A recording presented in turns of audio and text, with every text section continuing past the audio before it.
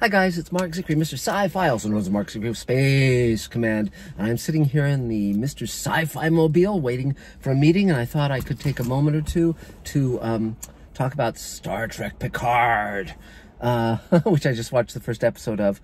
Many of you, if you've been following Mr. Sci-Fi, know that we're ramping up at our studio, we're getting ready to shoot, all sorts of stuff is happening, so if you're interested in that, you can definitely send me an email at markzickery@gmail.com and watch the other Mr. Sci-Fi things and all of that stuff. So, but basically right now I'll just talk about Picard. I've been thinking about this, and I think the response to Picard has been all across the board. Some people love it, some people don't love it. I'm sort of in the middle. I know that it had an edict from on high to be less expensive than Star Trek Discovery, that they had to really be financially responsible and not go into overage, and you know, so we'll see how the show progresses. I mean, for me, having worked on Star Trek: The Next Generation and Deep Space Nine and many other science fiction shows, it's interesting to see what they're doing, but it's tonally very different from Star Trek: The Next Generation or any of those shows of that era.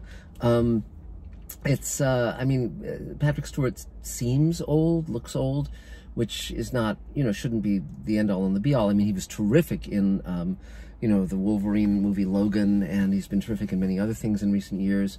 So he's a talented actor, and but also they introduce a lot of new characters, like the Romulan housekeepers, and at his chateau, and a ostensible person who's somebody's daughter. Well, I won't go into that too much in detail, but it's, you know, the coming attractions show that Seven of Nine is going to be in the show, Jonathan Frakes is going to be in the show, Marina Sirtis, etc. And Data's in the first episode, but only in dreams, essentially. So in a way, you almost long for more of the original cast to be in the show, because, for instance, in the Star Trek motion pictures, the movies that were made of Star Trek: The Next Generation, it was all those people, and so in a way, you sort of long for the characters you know, than for all these new characters you don't know, because when you meet them, it's like, who are they? Why should we care about them?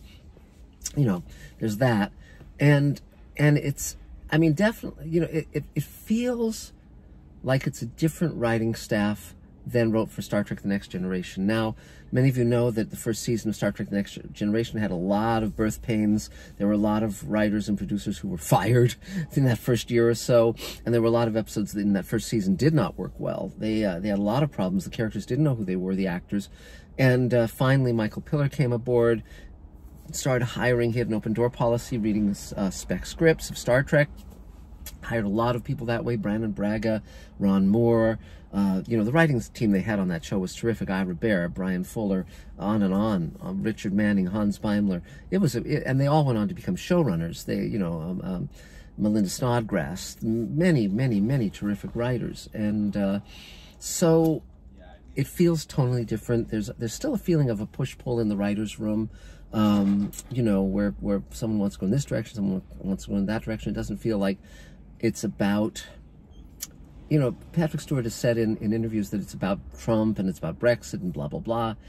Okay, but it doesn't have that weight of meaning yet that Star Trek: The Next Generation at its best did.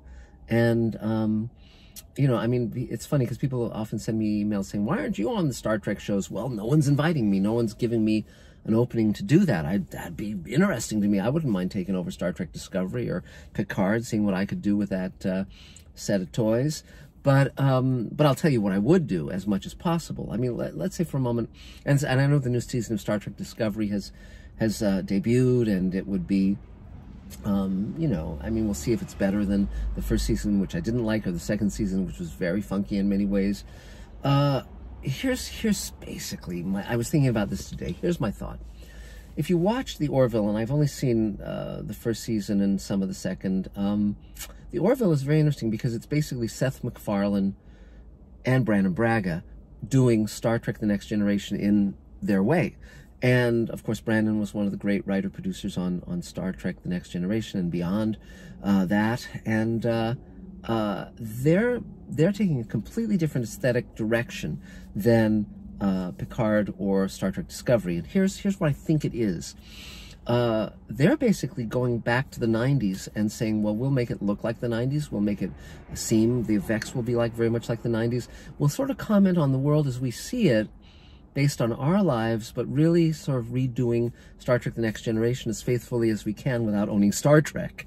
And so they've got the guy who kind of seems like Worf, and they've got the robot that sounds like Data, and they've got, you know, the captain who's basically Seth MacFarlane's take on a Starfleet captain, and it's fun that he's got an ex-wife with him and all that stuff. But they're not trying to be important, quote unquote, and they're not trying to reinvent Star Trek. They're just basically channeling it and doing what and sort of doing a revision of what they loved, or at least revisiting what they loved on the Star Trek The Next Generation. So it's very faithful to that tone. It's much closer to Star Trek The Next Generation than Discovery is, or Picard.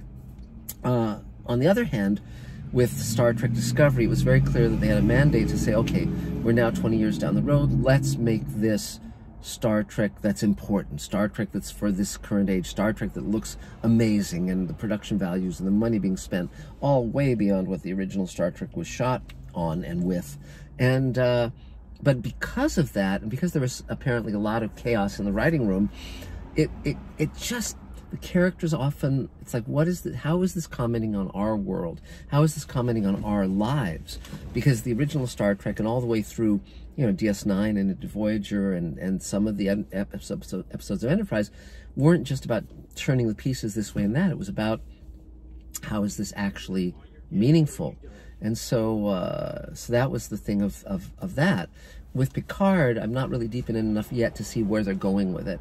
So I'm going to give it a chance. I mean, I love Patrick Stewart. I think he's wonderful. You know, we'll see how they use his character. Less enamored of the other actors so far. We shall see. They spent a lot of money, I understand, youthifying, you know, Brent Spiner to make him look like Data again. You know, I don't know. We'll see. Visual effects are fine in every area. You know, someone I think pointed out, why is there a Discovery spaceship all these years later in Picard? You know, that's, you know, angels on the head of a pin, really. But you know, it's funny though, I get a sense within myself of kind of weariness with Picard. It's like, I'm not eager to watch it. I'm not eager to see the new season of Discovery. It's kind of like, I'm making Space Command, and if you want to see sort of how I attack this kind of material, watch Space Command. And we're about to release the first hour to our backers and our investors. We're about to launch a new crowdfunding campaign to shoot hour 4. We're in post on hours 2 and 3. Just shot a scene recently with Nichelle Nichols. You know, we'll be releasing the Space Command web series in the next few weeks, which will be basically the first hour in bite-sized chunks, and that should pass through you know, without too much indigestion. But you know, we're all making Space Command a reality, which is great, and you know, we'll see, you know, who likes what show. There's room for everybody. I'm glad there's this much science fiction being made. I just want to make sure that some of it profoundly moves people, profoundly changes people.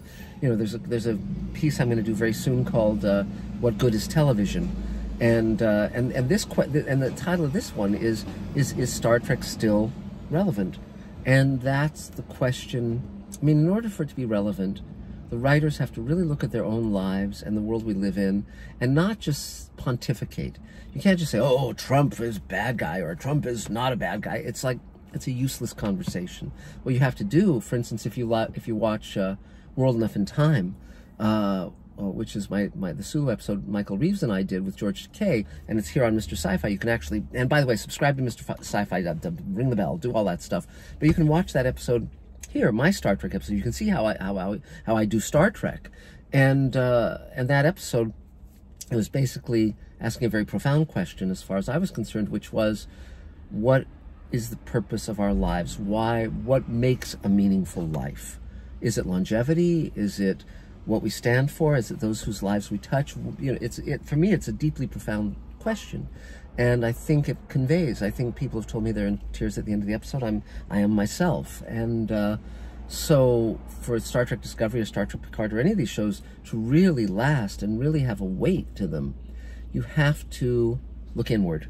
And this is the great advice that Ray Bradbury gave me. You know, look inward, don't look outward, and find what's meaningful to you. What upsets you, what makes you happy, what gets you angry, what, you know, who do you love, and all of those things. And then you have to come up with something meaningful. And so not just saying, oh, well, I'm upset about this, so I'll just talk about how upset I am. That's meaningless. It's about what is the profound insight that you gain from that realization, that you know, so you have to go deeper. And how well you do that, you know, determines how lasting your work will be. So anyway, so that's some of it. Feel free to reach out to me. Feel free to subscribe, like. We're going to have a Kickstarter campaign starting very soon. Please pledge money. It'll allow us to roll camera. We're building alien spaceships. We're building futuristic cars, all sorts of stuff. 8-foot-tall creatures, aliens. There's a lot of wonderful stuff ahead. So that's about it for now. If you have a friend who's running Star Trek or owns you know, CBS Viacom, say, hey, check out Mark Zickery. He would be good to fix this. Just like I fixed Sliders, you know, when I was brought aboard that show. Season 4. If you've never seen Season 4 of Sliders, check it out. We made it work, and we made it right, and we made it good. And I'm very proud of that season. So that's about it. Talk soon. Thanks for being here. Thanks for being everything you are. And it's a wonderful world of science fiction. Glad to be part of it. Talk soon, guys. Bye.